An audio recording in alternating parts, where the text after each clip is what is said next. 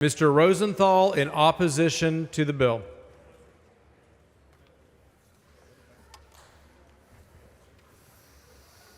Thank you, Mr. Speaker. Members, it's been a long and difficult day, and I would appreciate just a couple minutes of your attention, if you don't mind. I have risen to speak against House Bill 229. Members, the messaging that we all see regarding trans communities, attacking them in ways that are derogatory, wholly inaccurate. We've been inundated with hyperbolic and alarming messaging, really using the most egregious and ugly language and imaging. These damaging narratives would have us believe the very worst of each other. Can I please have your attention? I'm concerned about these narratives that would have us believe the worst of each other. And these things are repeated over and over and over again. In social media circles, they're shared by email and text messages, and even in testimony that we see here in the Capitol. I have seen truly horrendous narratives repeated by elected officials. Y'all, these people are just humans trying to live their lives and pursue their own personal happiness. That's why I say that trans and intersex rights are human rights. These folks literally just want the same freedoms that you and I enjoy. Members, not only is much of the messaging that we're inundated with just plain false and misleading, I honestly believe it's being driven intentionally to marginalize and scapegoat a small and misunderstood community for political gain. And I have to tell you all, when one group is marginalized at the expense of another, when they're scapegoated and attacked over and over again, to stoke fear and hate, which can lead to physical harm of these people, all for political and personal gain, that truly disturbs me. And any of you who are ever bullied in life, I would hope that would bother you too.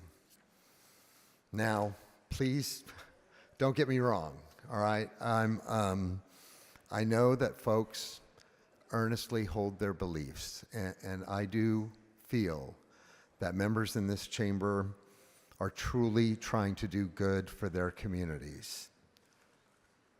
And the motivation for many is positive. I think sometimes well-intentioned efforts can lead to dangerous consequences. I do believe that most here who align with the bill author are truly believe in their hearts they're trying to help women. But I want to invite you all to consider a slightly different perspective. What if this bill actually ends up being harmful to some people? Is it okay to hurt some people to save other people? The rhetoric that we see around this, I don't mean specifically in the bill, but what fosters because of it, really foments discrimination, and it risks violent interactions against trans and intersex people. And honestly, if y'all are trying to protect women, what about the women who present sort of manly? Like y'all heard about the lady who was accosted in a Target bathroom because somebody thought that she did not seem female enough or feminine enough to be used in a women's restroom. Turns out it was just a lady. Y'all, according to the FBI's 2023 hate crime data, more than 500 incidents were driven by gender identity bias in 2023, which is the last full year we have records for. It's a new record high. So I ask you, don't all people deserve to live in peace and feel safe in their communities? Trans and intersex communities are a very small percentage of our population. Y'all, these are just humans trying to live their lives. They only want to be free to pursue their own happiness just like anyone else. And that's why I will say right now, over and over again, that trans and intersex rights are human rights. They just want the same rights as the rest of us. House Bill 229 defines sex and gender in binary terms, requiring governmental entities to classify individuals as either male or female for vital statistics. The scientific community sees the issue in much more complex and nuanced ways. So I do believe the fundamental premise of the bill is deeply flawed. Any biologist knows there are variations in sex chromosomes, hormone levels, and other traits that can lead to intersex conditions, or what they call differences in sex development, DSDs, where an individual's biological characteristics don't align with typical male or female categorization. And just for intersex and DSD alone, there's a whole spectrum of possibility. So if you're trying to define this in binary terms, and just one little slice has a whole spectrum of possibility that doesn't align with the definitions in this bill.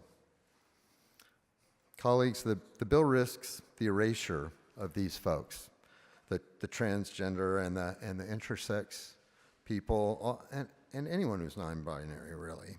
It increases the potential for discrimination in public spaces. The fear and hate that's directed at these folks threatens their livelihoods, their fundamental rights to life, liberty, and the pursuit of happiness. So I'm just going to ask you, in your hearts, I know you have to take the vote you have to take, I get it. But ask yourself this question in your heart. Do you believe that all people, all humans, have the rights of life, liberty, and the pursuit of their personal happiness? Those are basic human rights. And that's why I say trans and intersex rights are human rights. Efforts like this bill rely on unsubstantiated claims portraying transgender individuals as dangerous threats in public spaces, but the actual data and statistics are really way different. And the truth is, if you want to protect women I'm not going to go there. No reliable data supports the arguments that transgender people commit violent crimes at a higher rate than cisgender men or women. In fact, transgender people are more than 4 times as likely to be the victims of violent crime as cisgender people, and those are people that are born with the same gender identity that matches the parts. This bill reinforces an outdated understanding of sex and gender. It erases the identity of intersex and transgender people. It perpetuates harmful stereotypes and justifies discrimination under the guise of safety. It's framed as a measure to protect women, but I assert that in reality, it will reinforce harmful and outdated stereotypes that exclude and endanger transgender and intersex and non-binary individuals. This bill fails to address real issues of discrimination and violence while deepening inequalities for our communities. The real question is, do you believe that all people have the basic rights of life, liberty, and the pursuit of their own personal happiness? Do you? That's why I'll be voting no against this bill. Thanks for your time.